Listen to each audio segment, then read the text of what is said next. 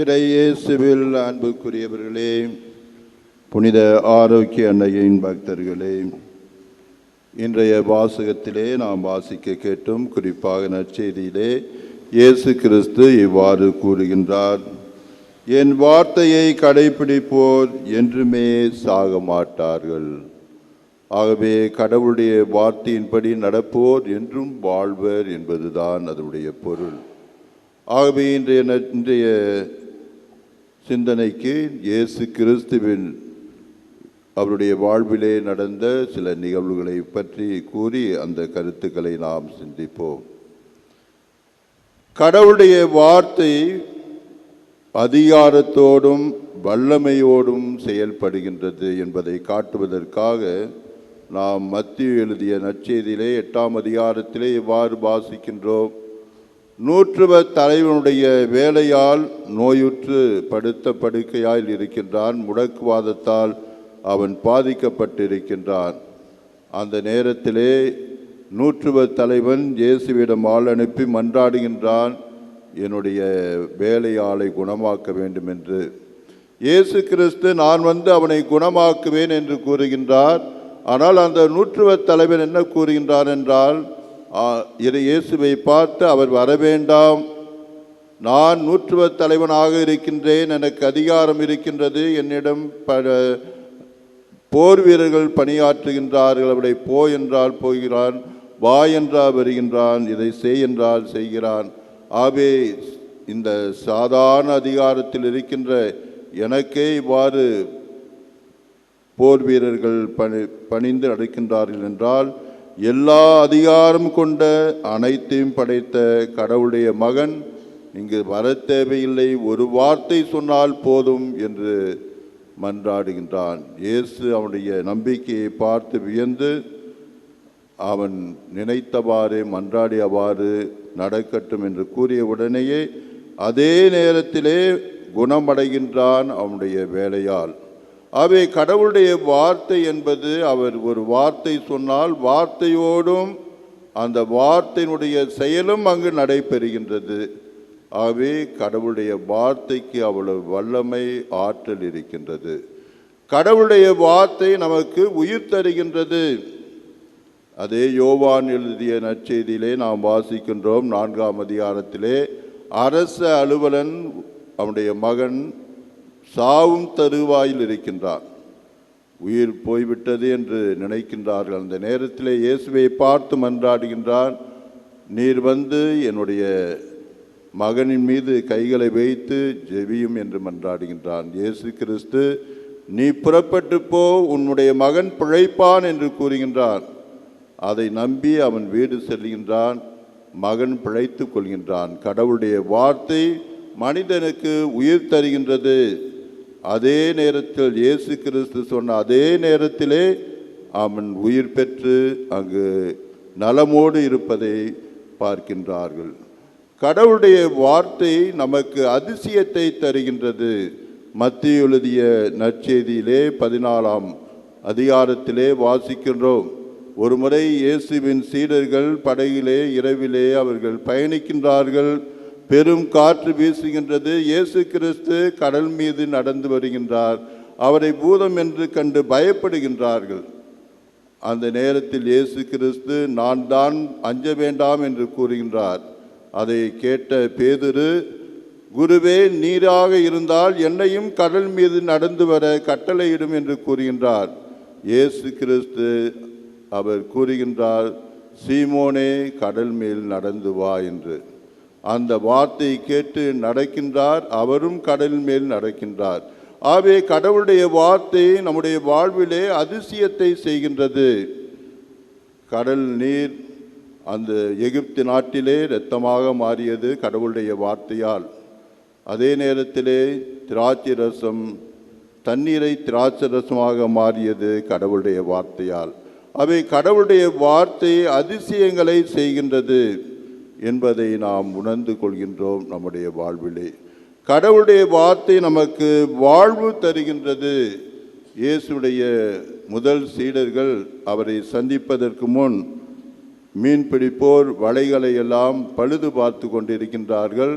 அந்த நாளிலே இரவிலே எல்லா இடங்களிலும் கடலில் இருக்கின்ற எல்லா இடங்களுக்கும் சென்று வலைகளை போட்டு எவ்வளோ கடின உழைக்கின்றார்கள். அவருக்கு ஒன்றுமே கிடைக்கவில்லை. காலையில் சோர்ந்து போய் விரக்தியாக அந்த வலைகளை சுத்தம் செய்து கொண்டு இருக்கின்ற நேரத்திலே இயேசு கிறிஸ்து அங்கு வருகின்றார். பேதுருவின் படகிலே இருந்து கொண்டு போதிக்க பார்க்கின்றார். அவ்வாறு போதித்து கொண்டு இருக்கின்ற போது மக்களை பார்த்து கடவுளுடைய இறை அரசை பற்றி கூறுகின்றார். அது முடிந்த பிறகு பேதுருடைய படகிற்கு வருகின்றார். அங்கு வந்து அவர்களை பார்த்து அவர்கள் சோர்ந்து காணப்படுகின்றார்கள். விரக்தியோடு இருக்கின்ற நேரத்திலே அவர்களை பார்த்து கேட்கின்றார், உங்களுக்கு எந்தவித மீன் படவில்லையா என்று கேட்கின்றார். ஒன்றுமே கிடைக்கவில்லை, நாங்கள் இரவு முழுவதும் பாடுபட்டும் ஒன்றும் கிடைக்கவில்லை என்று கூறுகின்றார்கள். இயேசு கிறிஸ்து அவர்களை பார்த்து, உங்கள் வலைகளை ஆழத்திற்கு சென்று அங்கு கடலின் ஆழத்திற்கு சென்று போடுங்கள், வலது பக்கம் போடுங்கள், படகினுடைய வலது பக்கம் போடுங்கள் என்று கூறுகின்றார். அப்போது பேதுரு இவ்வாறு கூறுகின்றார், குருவே, இரவு முழுவதும் பாடுபட்டு ஒன்றும் கிடைக்கவில்லை, உம் வார்த்தையை நம்பி நான் இதை செய்கின்றேன் என்று கூறி வலைகளை போடுகின்றார். அதிக மீன்பாடு, மற்றவர்களை எல்லாம் படகுகளுக்கெல்லாம் செய்கை காட்டி வர சொல்லி அந்த மீன்பாட்டை கண்டு கொள்கின்றார்கள். அவர்களுக்கு அந்த பெரிய மீன்பாடு ஒரு வாழ்வை தருகின்றது. கடவுளுடைய வார்த்தை அவர்களுக்கு வாழ்வு தருகின்றது. அதை போன்றுதான் கடவுளுடைய வார்த்தை மீட்பு தருகின்றது. லூக்காஸ் எழுதிய நற்செய்தியிலே நாம் பார்க்கின்றோம். 19ஆம் அதிகாரத்திலே சக்கேயு, அவன் பெரிய பணக்காரன், வட்டிக்கு பணம் கொடுத்தவன், வரி வசூல் பண்ணுகின்றவன். அவனை மக்கள் வெறுத்தார்கள். அவனோடு யாருமே பேசுவதில்லை, ஒதுக்கி வைத்தார்கள். இந்த சூழ்நிலையிலே இயேசு கிறிஸ்து அவனுடைய ஊருக்கு வருகின்றார். அவர் வருகிறார் என்று தெரிந்தவுடனே ஒரு மரத்தின் மீது ஏறிக்கொள்கின்றான். அவரை பார்க்க வேண்டும் என்று ஆசை. தன்னுடைய ஆசையை வார்த்தை அளவில் அவர் கேட்கவில்லை, செயலில் காட்டுகின்றார். தன்னுடைய உடல் மொழியின் வழியாக காட்டுகின்றார். ஓடி சென்று அத்தி மரத்தின் உச்சத்திலே அவர் உட்கார்ந்து கொண்டிருக்கின்றார். இயேசுவை பார்க்க வேண்டும் ஆசையோடு இருக்கின்றார். இயேசு கிறிஸ்துவும் மற்ற இடங்களுக்கு செல்லாமல் அந்த கூட்டத்திலே அவன் ஏறிய மரத்தின் அடியிலே நின்று சக்கேயுவை பார்த்து, சக்கேயுவே, விரைந்து வா, இன்று உன் வீட்டில் தங்க வேண்டும், உன் வீட்டிற்கு மீட்பு வந்துவிட்டது என்று கூறுகின்றார். கடவுளுடைய வார்த்தை சக்கேயுடைய வீட்டிற்கு மீட்பை தந்தது. அவன் உண்மையாகவே மனமாறி தன்னுடைய சொத்தையெல்லாம் ஏழைகளுக்கு கொடுத்து இயேசுவின் சீடராக நல்ல மனிதனாக மாறுகின்றார். இவ்வாறு கடவுளுடைய வார்த்தை மீட்பு தருகின்றது. கடவுளுடைய வார்த்தை வல்லமை வாய்ந்தது. கடவுளுடைய வார்த்தை நமக்கு உயிர் தருகின்றது. கடவுளுடைய வார்த்தை வாழ்க்கையிலே அதிசயத்தை காட்டுகின்றது. கடவுளுடைய வார்த்தை நமக்கு வாழ்வு தருகின்றது. கடவுளுடைய வார்த்தை நமக்கு மீட்பை தருகின்றது.